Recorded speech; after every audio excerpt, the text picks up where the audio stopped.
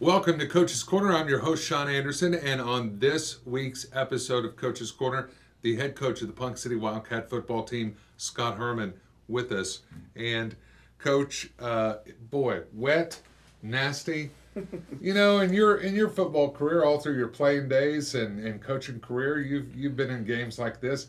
How much of an effect does that have? I mean, I'm sure it's very different from turf to regular grass, but wet and nasty conditions in Muskogee for sure. Well, and particularly in everybody's spread offense today, where shotgun snaps and the balls just got nasty as soon as as soon as they put it down for play, it was pretty much getting soaked.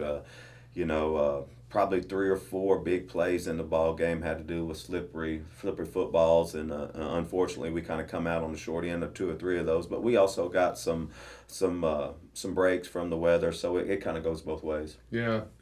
Talk about the Punk City Wildcat defense, if you will, Coach, because my goodness, they showed up.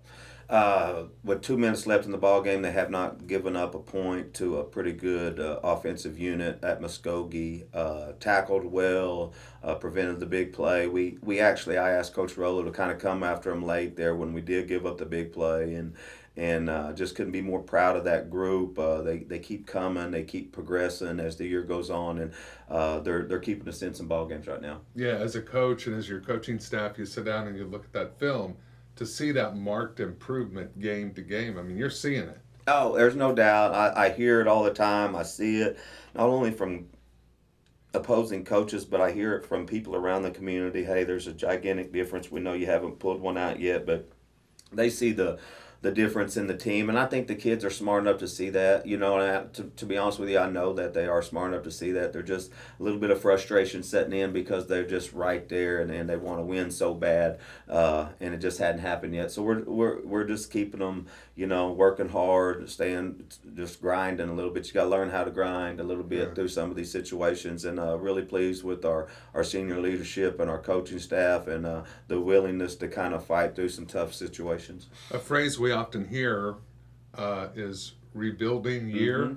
I mean, we hear that quite often, but doesn't that really kind of apply here, or does it? No. Well, this year is more of changing year. It's a change the atmosphere, change the culture type deal. Kids, our first and biggest goal was to play harder than the other teams, regardless if we were up, down. Right.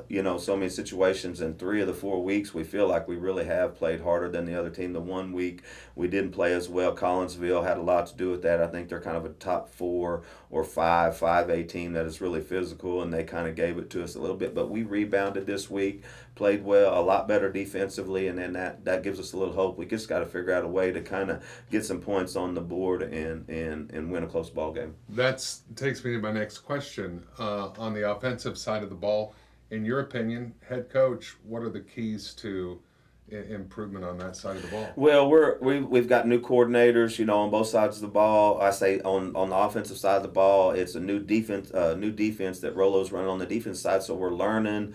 This is really kind of my offensive system. And when Coach Parker came in, we've kind of put a little bit of his system in. I'm actually going to kind of step in a little bit this week and start doing a little bit more stuff with the offense to kind of help Coach Parker and Coach Sims out a little bit on the offensive side of the ball. So it's just it's a group effort. The kids we're really trying to work through some injuries right now. We're not very deep, and then we've got a couple of injuries, which makes it even harder on us. So it's just a week-to-week process. Who you got healthy? What can you do? We've got to do a better job offensively, getting in the end zone, and we won't make any excuses for that. Right. Well, there will be a couple of home games coming up, but before the Wildcats get to those home games with Bixby for homecoming and then Sand Springs, they've got to get through Shawnee. And it's another road game, back-to-back road games. Shawnee this Friday night.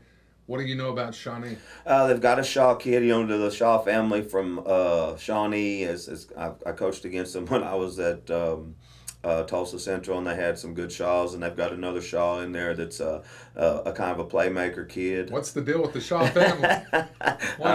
We may need to get him a job in Ponca Football City. player factory. My goodness. But he does. He's got a little wiggle to him.